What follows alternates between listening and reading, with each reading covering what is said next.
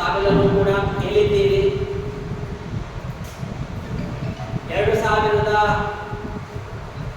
2017 ಇಸ್ವಿ ಪಾಲಮೂರು ಚಾತುರ್ಮಾಸದಲ್ಲಿ ಮಹಾಸ್ವಾಮಿಗಳವರ ಒಂದು ದಿವ್ಯ ಸನ್ನಿಧಾನದಲ್ಲಿ ನಮಗೆಲ್ಲರಿಗೂ ಕೂಡ ಈ ಒಂದು ಸುಧಾಪಾಠ ಅಂತ ಅನ್ನೋದು ಪ್ರಾರಂಭವಾಗಿದೆ. ಅದರ ಒಂದು ಮಂಗಲಾಭೃತ ಕೆಲವೇ ದಿನಗಳಲ್ಲಿ ಅದು ಆಗೋದಿದೆ. ತತ್ಪೂರ್ವಭಾವಿಯಾಗಿ ತಾವೆಲ್ಲರೂ ಕೂಡ ಇಷ್ಟು ವರ್ಷಗಳ ಕಾಲ ಶ್ರವಣ ಮಾಡಿರುವಂತಹ ಈ ಒಂದು ಸುಧಾ ಪಂಕ್ತಿಗಳ ಕೆಲವು ದಿಕ್ಕುಗಳನ್ನು ತಾವೆಲ್ಲರೂ ಕೂಡ ಅನೇಕ ದಿನಗಳಿಂದಾಗಿ ಕಷ್ಟಪಟ್ಟು ತಾವೆಲ್ಲರೂ ಕೂಡ ಅನುವಾದ ಮಾಡಬೇಕು ಎಂಬುದಾಗಿ ತಾವೆಲ್ಲರೂ ಕೂಡ ಬಯಸಿದ್ದೀರಿ. ಇದು ಸಾಮಾನ್ಯ ವಿಷಯವಲ್ಲ. ಯಾಕೆ ಅಂದರೆ ಟೀಕಾಕೃತ್ಪಾದರ ಒಂದೊಂದು ವಾಕ್ಯವೂ ಕೂಡ ಬೇರೆ ನೋಟಕ್ಕೆ ಅದು ಸುಲಭವಾಗಿ ಅದು ತೋರಿದರೂ ಬಾಲಸಂಗಮಪಿ ಬೋಧಯತ್ ಪುರುಷಂ ದುರ್ನಿರೂಪ ವಚನಂಚ ಪಂಡಿತೈಹಿ ಎಂಬುದಾಗಿ ಆಚಾರ್ಯರ ಭಾಷ್ಯದ ಬಗ್ಗೆ ಏನು ನಾರಾಯಣ ಪಂಡಿತಾಚಾರ್ಯರು ತಿಳಿಸಿದ್ದಾರೆ. ಅದೇ ರೀತಿ ಟೀಕಾಕೃತ್ಪಾದರ ಒಂದು ವಾಕ್ಯ ಶೈಲಿ ಪದ ವಿನ್ಯಾಸ ಅನ್ನೋದು ಮೇಲ್ನೋಟಕ್ಕೆ ಅದು ಸೊಗಸಾಗಿ ಸುಂದರವಾಗಿ ತಿಳಿಯುವಂತೆ ಕಂಡರೂ ಕೂಡ ಅನೇಕ ಮಹಾಮಹಾ ವ್ಯಾಖ್ಯಾನಕಾರರು ವಾಕ್ಯಾಚಂದ್ರಿಕಾಕಾರರು ಶೇಷವಾಕ್ಯಾಚಂದ್ರಿಕಾಕಾರರು ರಾಯರು ಶ್ರೀನಿವಾಸ ತೀರ್ಥರು ಯಾದವಾರ್ಯರು ಸತ್ಯವ್ರತರು ಅನೇಕ ಮಹಾನುಭಾವರು ಎಲ್ಲರೂ ಕೂಡ ಸೇರಿ ಸುಮಾರು 25ಕ್ಕೂ ಹೆಚ್ಚು ವ್ಯಾಖ್ಯಾನಗಳನ್ನು ಟಿಪ್ಪಣಿಗಳನ್ನು ಸುಧಾ ಪಂಕ್ತಿಗಳಿಗೆ ತಾವು ಬರೆದಿದ್ದಾರೆ. ಇದರಿಂದಾಗಿ ಆ ಸುಧಾ ಪಂಕ್ತಿಗಳ ಒಂದು ಗಾಂಭೀರ್ಯ ಎಷ್ಟಿದೆ ಅಂತನ್ನೋದು ತಿಳಿದು ಬರುತ್ತದೆ. ಅಂತಹ ಸುಧಾ ಪಂಕ್ತಿಗಳ ಒಂದೆರಡು ವಿಷಯಗಳನ್ನು ನೀವು ಪ್ರಸ್ತುತಪಡಿಸುತ್ತಾ ಇರೋದು ನಿಜವಾಗಿಯೂ ಕೂಡ ಅದು ಒಂದು ಶ್ಲಾಘ್ಯವಾದ ಕೆಲಸ. ಅಂತಹ ಸುಧಾ ಪಂಕ್ತಿಗಳ ಈ ಒಂದು ಅನುವಾದ ಕಾರ್ಯಕ್ರಮ ಅಂತನ್ನೋದು ಇವತ್ತಿನಿಂದಾಗಿ ಪ್ರಾರಂಭವಾಗ್ತಾ ಇದೆ. ಮೊದಲನೆಯ ಅನುವಾದಕಾರರು ಗುಪ್ಪವರಪು ಶ್ರೀನಿವಾಸರಾವ್ ಅವರು, ಕೃಷ್ಣರಾವ್ ಅವರು. ಇವರು ಅನೇಕ ವರ್ಷಗಳಿಂದಾಗಿ ಇಲ್ಲಿಗೆ ಅನೇಕ ವಿಧವಾಗಿ ತಾವು ಸೇವೆಯನ್ನು ಸಲ್ಲಿಸಿದ್ದಾರೆ. ಕೃಷ್ಣನ ಮುಖ್ಯ ಪ್ರಾಣನ ಮತ್ತು ಗುರುಗಳ ಸೇವೆಯನ್ನು ವಿಶೇಷವಾಗಿ ಅವರು ಮಾಡಿದ್ದಾರೆ. ಅಷ್ಟೇ ಅಲ್ಲದೆ ಪಾಠಕ್ಕೆ ಬರುತ್ತಾರೆ. ಈ ರೀತಿಯಾಗಿ ಎಲ್ಲ ಸದ್ಧರ್ಮಶೀಲರಾಗಿದ್ದಾರೆ. ಇವರು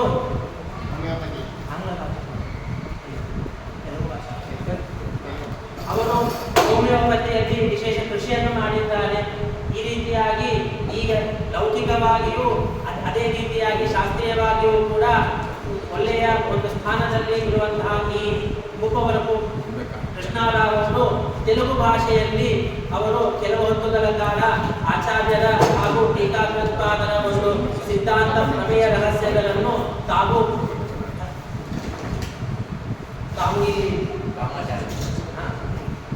ತೃತೀಯಾಧ್ಯಾಯದ ತೃತೀಯ ಪಾದ ಕಾಮಚಾರಾಧಿಕರಣದ ಕೆಲವು ವಿಶೇಷಗಳನ್ನು ಅವರು ಇಲ್ಲಿಗೆ ಪ್ರಸ್ತುತಪಡಿಸುತ್ತಾ ಇದ್ದಾರೆ.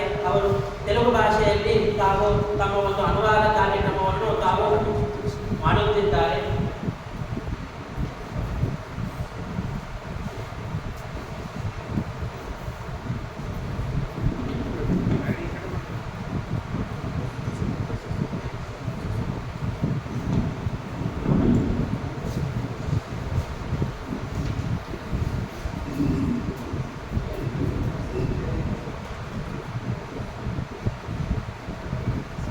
ಹಲೋ, ಕೇಳಿಸ್ತಾ ಇಲ್ಲ?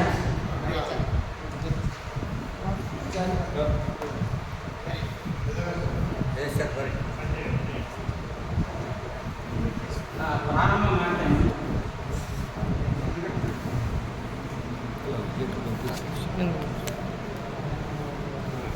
ಶ್ರೀ ಗುರುಭ್ಯೋ ನಮಃ. ಶ್ರೀ ಮತಾನಂದ ತೀರ್ಥ ಭಗವತ್ಪಾದಾಚಾರ್ಯಭ್ಯೋ ನಮಃ. ಶ್ರೀ ವೇದವ್ಯಾಸಾಯ ನಮಃ. ಶ್ರೀ ಭಾರತ್ಯೇ ನಮಃ.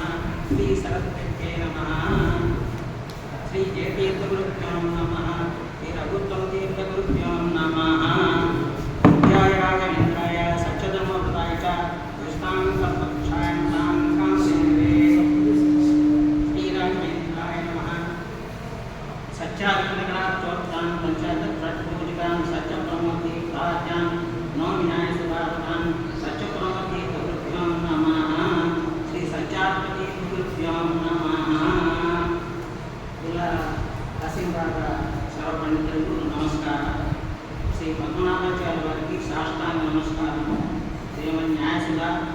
విషయాఖ్యానం చతుర్థ భాగం. కామచారాది నారాయణం నిఖిలపూర్ణ గుణైకదేహం నిర్దోష మాధ్యతమఖిలైక సువాక్యే అశ్వోద్భవాది తమశేష విశేషుడు పంచం సదా ప్రియతమం మమ సన్నమామి. అంటే ఇది పాయింట్ కలిగిన నేను రాసుకొచ్చాను. అయితే పాయింట్ అంటూ ఏమి చెప్పండి వరుసగా చదువుతాను. భక్తి, జ్ఞాన, వైరాగ్యం, శ్రవణము, మననము, ధ్యానము వలన జీవుడు అపరోక్ష జ్ఞానం నుండి మోక్షములకు అర్హత పొందును. ఓం శ్రుతహీనం అతిర్వా ఓం, ఓం శ్రుతహీనం అతిర్వా ఓం. శ్రవణం అంటే ఒక వాక్యము అర్థమును పునఃపునగా క్షుణ్ణంగా తెలుస్తుంది. అపరోక్ష జ్ఞాని నిర్దోషమైనటువంటి పరమాత్మ దర్శనము అనుగ్రహం పొంది ప్రారంభ కర్మము ముగిసిన తర్వాత సంచిత కర్మ ముగిసిన తర్వాత మోక్ష ప్రాప్తి కలుగును. ఆగామి కర్మ లేపం ఉండదు. దేవతలు, ఋషులు, ముక్తి యొక్క ఉత్తమ జీవులు వారి వారి యోగ్యతానుసారము ముక్తిలో సుఖం లభించును. జైమిని మహర్షి అభిప్రాయం ప్రకారం మనుషుల్లో ఉత్తమ, మధ్యమ, అధమ యోగ్యతానుసారము మోక్షం లభించును. జ్ఞానమే సకల పురుషార్థములకు మూలమని వేదవ్యాసుల వారి అభిప్రాయం. జ్ఞానమే మోక్ష సాధనము. సామాన్యం భగత ప్రోక్తం. దేవతల్లో విశేషంగా భవిష్యత్ జ్ఞానములను, మానవులలో కర్మం అధికంగా ఉండును, దేవతల్లో జ్ఞానం అధికంగా ఉండును. బలోత్విరోధి అయినటువంటి ప్రారంభ కర్మ అనుభవించిన తర్వాత మోక్షం ప్రాప్తించును. నిష్కామకము శ్రేష్టము. అపరోక్ష జ్ఞానులు వికర్మ చేసినను నరకంలో పడదు. బ్రహ్మాదేవతలు వికర్మ వలన గుణహాని ఉండదు. గుణహాని ఉండదని అన్నారు అంటే బ్రహ్మాదేవతలు ఎటువంటి వికర్మ చేయరు. వికర్మ నైవాస్తి సమ్యక్ దృష్టి ఉదాహరణ క్వచిత్ గుణహానిశ్చ నైవాస్తి. ఉదాహరణ చెప్తున్నారు. వారి ఇంద్రాంశ ఆయన వికర్మ చేశారు. అర్జునుడిగా జన్మించి పరమాత్మ సేవ చేసి మోక్షం ఉన్నది. శుక్రుడు సూర్యాంశ అధిక పుణ్యం చేశారు. రామదేవుడి యొక్క సేవ చేసి అధిక పుణ్యం చేశారు అన్న వారి భార్య తాను స్వీకరించి వికర్మ చేసినను కన్నుడిగా జన్మించి అధిక పుణ్యమును తగ్గించుకుని మోక్షము చేయడం.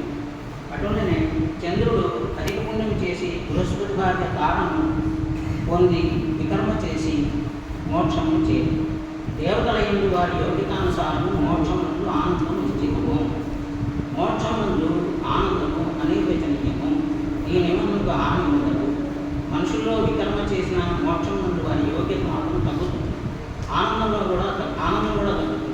కానీ అపరోక్ష జ్ఞానికి మోక్షం నిశ్చితం. వికర్మ, అశుద్ధి దోషములు, జపత, ఉపాసనలతో ప్రాయశ్చిత్తం చేసుకొని ఉపమర్దనం అవుతుంది. ఓం ఉపమర్దచ ఓం. సంసారమున కామపీఠం అంటే కోరికలు విపరీతంగా ఉంటాయి. కోరికలను సంసారంలో నెరవేరవు.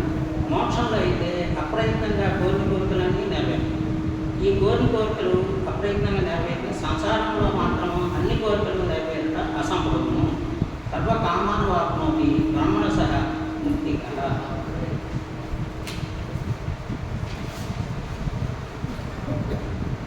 దేవతలు ముక్తి కొరకు అధిక సాధన చేయరు. ముక్తిలో అధిక ఫలం లభించు. ముక్తి కొరకు రుద్రదేవుడు రమణ సముద్రంలో దశకల్పం సమస్త సుఖములు చెల్లించి తపమాచరించు. ఇంద్రుడు 1,000,000 సంవత్సరములు ధూమపానం చేయించు తపమాచరించు. సూర్యుడు 10,000 సంవత్సరములు శీర్షాసనము తపమాచరించు. యముడు సూర్యకిరణంలో తీక్షణంగా ఉన్నా కూడా భరించుచు తపమాచరించు. వీరందరూ అపరోక్ష జ్ఞానులైనను అధిక మోక్షమునందు విశేష ఫలం లేకున్నా ఎందువలన కష్టతరమైనటువంటి ఈ తపమును ఆచరించింది. దైవీ సంపత్తి మోక్షాయ నిబంధాయాం శ్రీమత ఇది మోక్ష విశేష స్వయం భగవద్గీత. భగవద్గీతలో ఇలా చెప్పారు. మోక్షంలో తారతమ్యం ఉంది అని భగవద్గీతలో చెప్పారు. ఇక పృథు మహారాజు ఋషులకు చెప్తున్నారు. మనం వాక్కాయనం వచ్చే వంచనరహితంగా భగవంతుని స్మరించును అని చెప్తున్నారు. కామాన్ని వాంఛించకుండా పరమాత్మను యోగ్యతానుసారం కనుమ పొందుటకు అర్చించవలను. ఋగ్వేద సంహితలో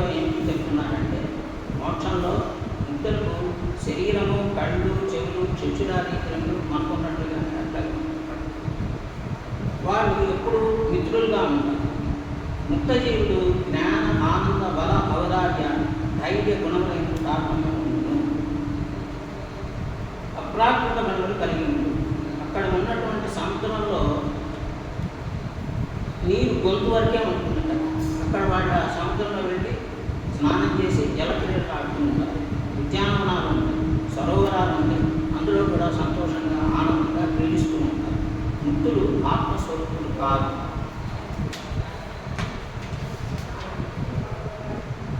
మోక్షంలో తారతమ్యం ఉంది. మధ్వాచార్య సిద్ధాంతం ప్రకారం తారతమ్యమే మెయిన్. నాకు తెలిసినంతవరకు, నేను బాగా స్టడీ చేసినంతవరకు తారతమ్య సిద్ధాంతమే మన మధ్వాచార్య సిద్ధాంతం. మోక్షం నుండి కూడా తారతమ్యం. సామ్యం లేదు, సామ్యములకు ప్రమాణం లేదు. అధరోపనిషత్తు నిరంజన ప్రాణం సౌమ్యంపై సామ్యంపై దుఃఖాభావంతో ముక్తులకు పరమాత్మకు సామ్యం. అయితే ఇది సర్వసామ్యం మాత్రం కాదు. పరమాత్మ జగత్ సృష్టి చేస్తూ ఉంటారు. అట్లాగే ఇతర జీవులకి అది సాధ్యం కాదు. ముక్తులకు దుఃఖం ఉండదు, ఆనందంలో తారతమ్యం ఉండదు. ముక్త జీవులు వారి యోగ్యానుసారము స్వరూపానందం ఉండదు. ముక్తులకు అనంతకాలము జన్మమరణం ఉండదు. పరమాత్మకు జన్మమరణం లేనట్లే. ఈ విషయమున ముక్తులకు భక్త్యాభిగుణములు, భక్తి జ్ఞాన సత్కర్మాచరణ ఉత్తములైన గౌరవము ఉంది. వారి సాధన బట్టి మోక్షంలో ఆనందం కలదు.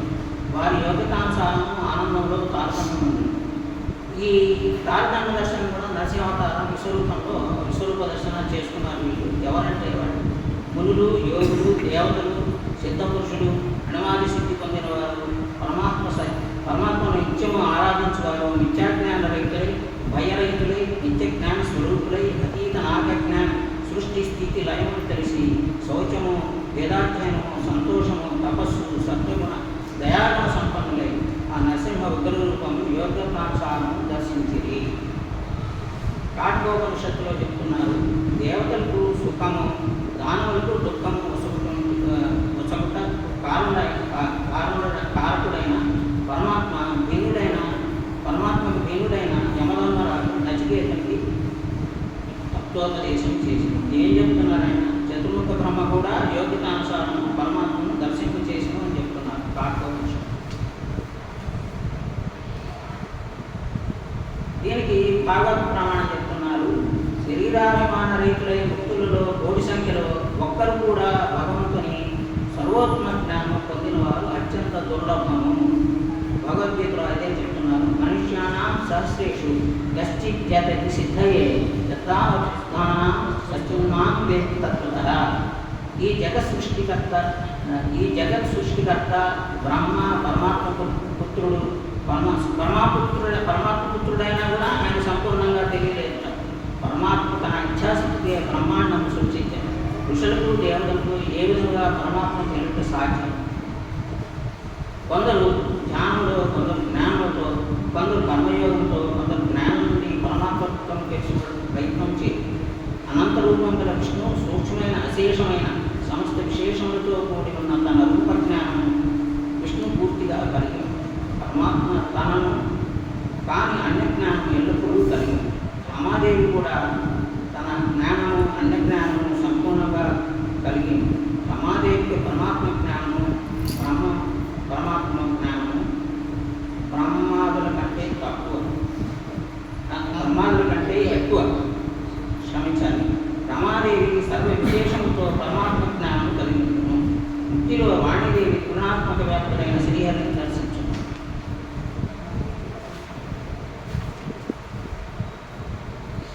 రుద్రుడు తమోగుణ వ్యాప్తుడైన శ్రీహరిని దర్శించును. వాణిదేవి జ్ఞానం కన్నా తక్కువ. ఉమా సౌపర్ణి జ్ఞానము ఆత్మత్వము వరకు ఉంది. రుద్ర గరుడ జ్ఞానం కన్నా తక్కువ. తమ స్వరూప జ్ఞానంతో పాటు అన్య జ్ఞానము సమస్త దేవతలకు ఉంది. ఈ విధముగా ఇంద్రాదేవతలు, మిగిలిన ఇతర దేవతలు వారి యోగ్యానుసారము తారతమ్యంగా శ్రీహరిని దర్శించను.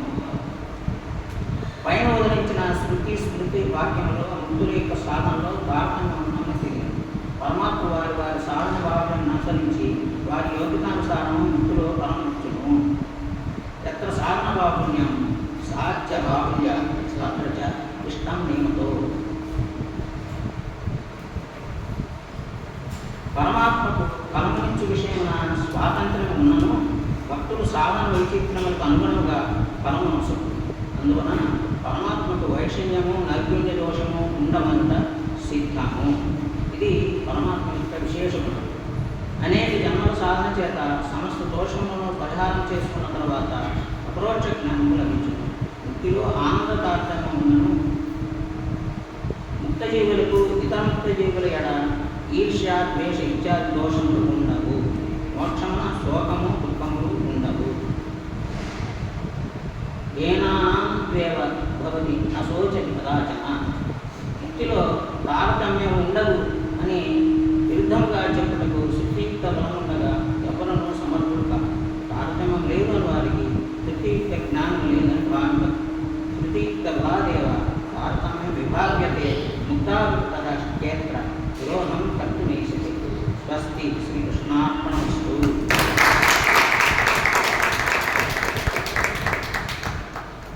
తప్పులుంటే క్షమించಬೇಕು, ఒప్పులుంటే స్వీకరించಬೇಕು.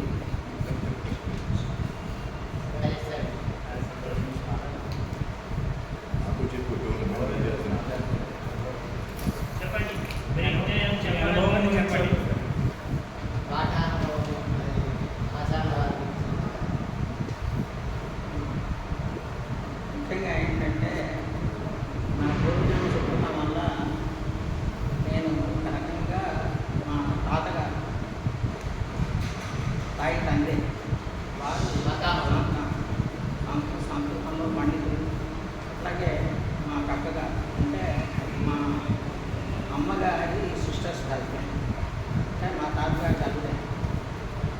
అలాగే వారు సుధా పండితులు. నారాయణరావు గారని మానూరు నారాయణరావు గారు సత్యప్రమోదరావు గారు వారు భేటీ అవుతుంటారు. సత్యప్రమోదరావు గారి దగ్గర వారు పాఠం నేర్చుకుంటారు. వీళ్ళు మామగారు వాళ్ళు ఎప్పుడు ప్రతిరోజు కూడా సుధాధ్యాయం చేస్తూ సుధాపాఠాలు నేను అది చూస్తున్నాను. అదీగాక మేమేంటంటే చిన్నప్పుడు పాత గుంటూరు అని ఉండేది. గుంటూరులో పాత గుంటూరు అక్కడ చాలామంది మందులు ఉన్నారు.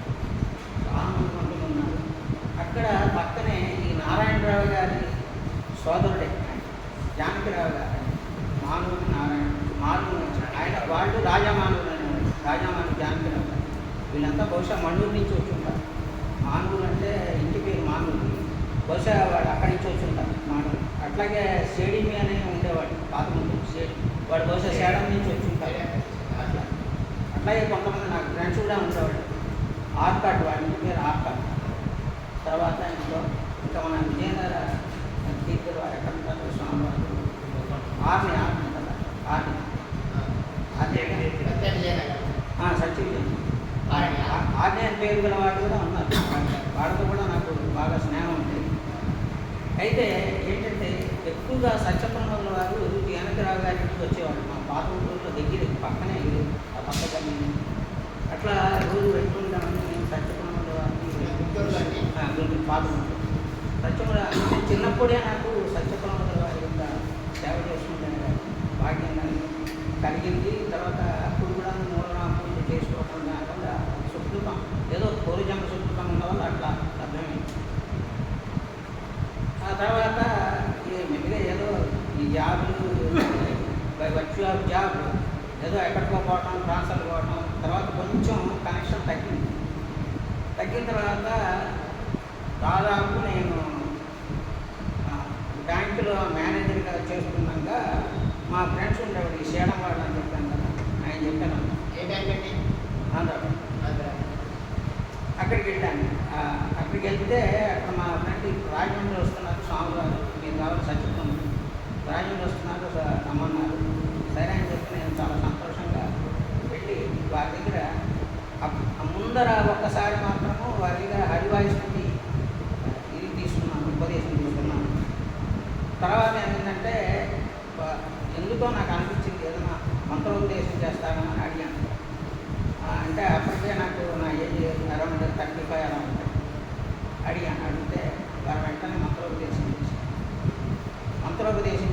అమ్మాయి ఉపనయనం చేస్తారని భయపడుతూ అడిగాను రాజమండ్రికి. నేను అప్పుడు కాకినాడలో ఉండేవాడిని బై వర్క్ ఆఫ్ జాబ్ అప్పుడు చేసుకుంటున్నాను. వారు వెంటనే రేపే వస్తాను ఉపనయనం చేస్తాను. నాకు కొంచెం కంగారు పడింది. ఏంటంటే వెళ్ళాలి, నేను అక్కడ అన్ని ఏర్పాట్లు చేసుకోవాలి, అందరినీ పిలవాలి అనే ఉద్దేశంతో మామూలుగా అడిగాను ఏదన్నా అవకాశం ఉంటే. ఎందుకంటే కాకినాడలో 3 రోజులు ఉంటానని చెప్తారు.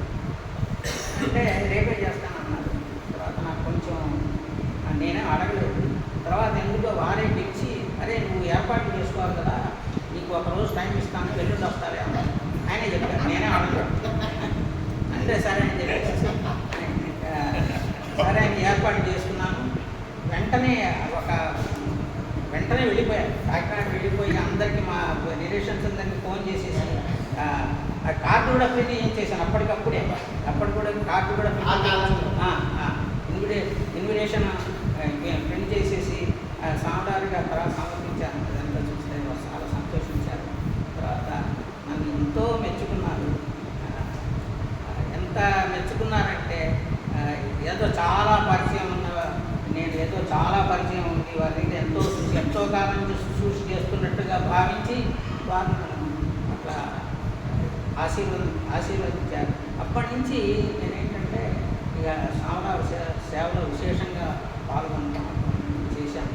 చేసిన తర్వాత అది అయిన తర్వాత ఫస్ట్ టైం నేను మల్కాడి, అంటే అప్పటికి హైదరాబాద్ ట్రాన్స్ఫర్ చేసుకున్నాను. కాకినాడ నుంచి హైదరాబాద్ వచ్చేసేసి అక్కడగా స్వామివారు వచ్చారు. అప్పుడేంటంటే తిరుపతిలో ఒక ఉత్తరామఠం కన్స్ట్రక్ట్ చేద్దాం న్యూగాను, ఏమన్నా డొనేషన్ ఇవ్వరా, ఒక 5,000 డొనేషన్ ఇవ్వరా కాకినాడ 5,000 ఇచ్చేసాను డొనేషన్. అది ఇక్కడ సమర్పించాను. ఎక్కడ మన హైదరాబాద్ వచ్చిన తర్వాత ఇప్పుడు వారు వేద వ్యాసాచార్య ఆయన కూడా నేను పాఠానికి వెళ్ళాను. కొన్నాడు కొంచెం కొత్తలో వెళ్ళాను. అక్కడ వారు నన్ను చూసి, ఎరా ఏంటి ఇక్కడ ఉంటున్నారు ఏంటంటే, అడిగి నేను ఇక్కడికి వచ్చానండి, నాకు ఇక్కడ ట్రాన్స్ఫర్ అయింది అని చెప్పేసి అన్నాను. మీకు 5,000 నేను ప్రామిస్ చేశాను కదా, 5,000 మీకు ఇస్తాను సమర్పించాను. అప్పటికప్పుడు సమర్పించారు, చాలా సంతోషించారు. ఆ తర్వాత మళ్ళీ ఫస్ట్ టైం మలకేడికి వెళ్తే అప్పుడు అసలు ఏరా ఏంట్రా ఇక్కడికి వచ్చాను, ఇవన్నీ తెలుసా అంటే మనకి ఎందుకు తెలియదండి, మన గురుపరంపర తెలియకున్నాం చెప్పేసి చెప్పి వారికి నమస్కారం చేస్తే చాలా సంతోషించి మంత్రాక్షకులాగా ఇచ్చారు. భోజనం చేసేది చెప్పారు. అంత బాగుంది. అప్పటి నుంచి సత్యపురం వారితో నాకు చాలా వారి సేవ చేసుకున్నాను. ఒక రకంగా చెప్పాలంటే వారు నా ప్రథమ గురువులనే చెప్పాలి.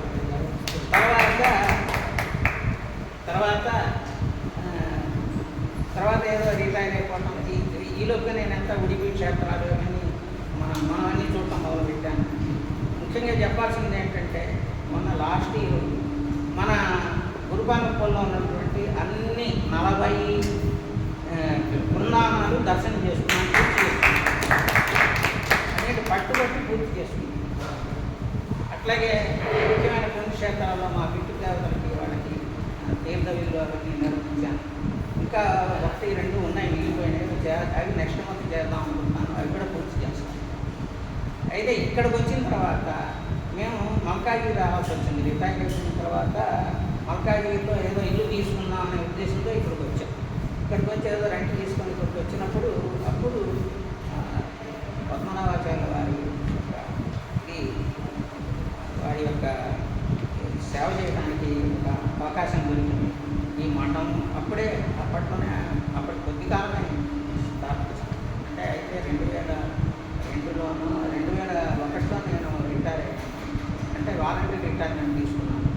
ఇంకా నాకు అప్పటికి 500 ఏళ్ళ ఇంత సర్వీస్ ఉంది. ఉన్నా కూడా వాలంటీర్ రిటైర్మెంట్ తీసుకున్నాను. ఎందుకంటే వాళ్ళకన్నా ఏదో ఇస్తా ఉన్నారు కొంచెం, అందుకని చెప్పేసి తీసేసుకొని ఇక్కడికి వచ్చిన తర్వాత పద్మనాభాచార్య వారిని చూసిన తర్వాత వారి పాండిత్యం అది మెల్లిగా అబ్జర్వ్ చేశాను. అంటే నాకు తెలియదు కదా, కొత్తగా పరిచయం. ఇక్కడికి వచ్చి ఏదో ప్రదర్శనలు చేసుకోవటం, ఇక్కడ ప్రభుత్వం స్వామి వారు నాకు కూడా ప్రదర్శనలు చేసుకుంటుంటాను. ఇక్కడికి వచ్చి సేవ చేసుకున్న తర్వాత మా అబ్బాయికి జాబ్ కూడా వచ్చింది. అదే ఫస్ట్ బాంబే వెళ్ళిపోయాక తర్వాత మళ్ళీ మెల్లిగా అట్లా అంచెలంచెలుగా యూఎస్ కూడా వెళ్ళిపోయాను.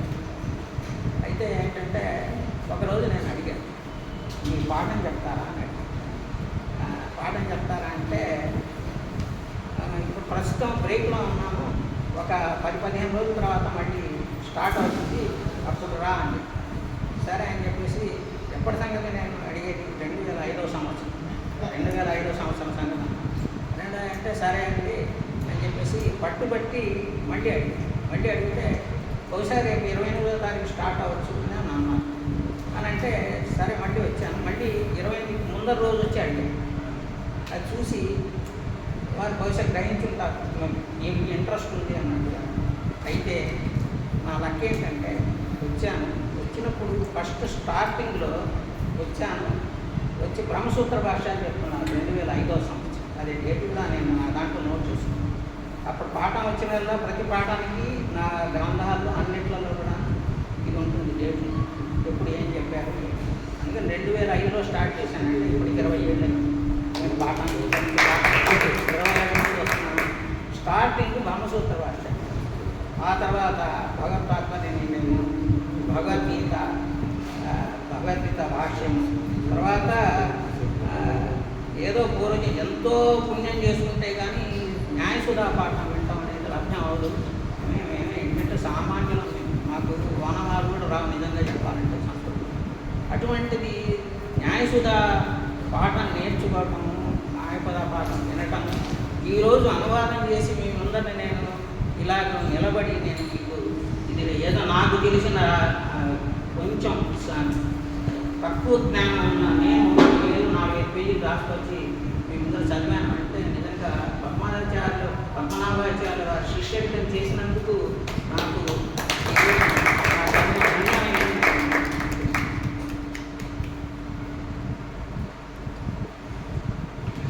సరే ఇప్పటికీ కొంచెం వయసు కూడా అయిపోతున్నది, కానీ భగవంతుడు శక్తి ఇచ్చాడు.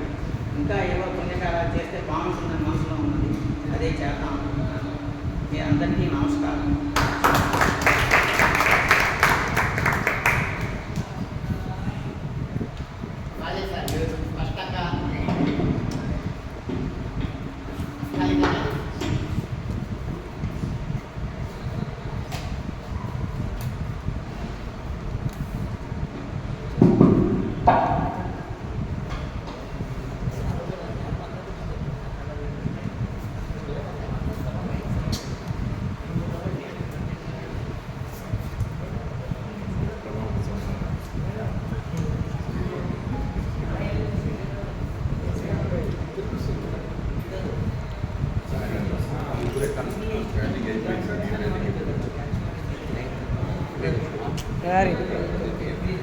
ముఖోర్ముషి శ్రీనివాసరావు గారు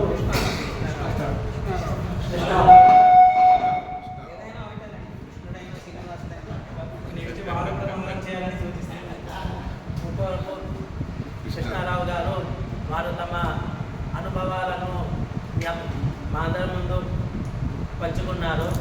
వాళ్ళు వాళ్ళ మాతామహులు అలాగే కక్కగారు సుధాపాఠం చదివారని చెప్పారు.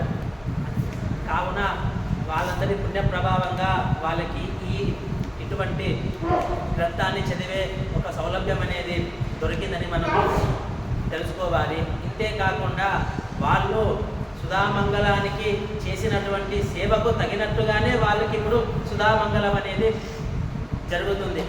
2013 ఏటా అప్పుడు మా సీనియర్ వేదవ్యాసాచార్యుల వారు అలాగే నరసింహాచార్యుల వారి సుధామంగళానికి వాళ్ళప్పుడు సేవ చేశారు. ఎంతో కొంత తను మన ధనలతో వారు సేవ చేసినందు వల్ల ఏదైనా అది పుణ్యం అనేది సంపాదితమైందో ఆ పుణ్యం అంతటికి ఇదే ఫలం. వాళ్ళు చేసినటువంటి సేవకు ఇప్పుడు వాళ్ళకి తగినటువంటి ఫలం అనేది దొరికిందని చెప్పాలి. పూర్వీకుల ఒక పుణ్యం అనేది ఉండనే ఉంది. ఇలా ఇటువంటి సేవలు చేసే భాగ్యం వాళ్ళకి ఎల్లప్పుడూ దొరకాలని దేవుడికి ప్రార్థిస్తూ వాళ్ళకి వేదవ్యాస విద్యాపీఠం తరఫున ధన్యవాదాలని సమర్పిస్తూ శ్రీ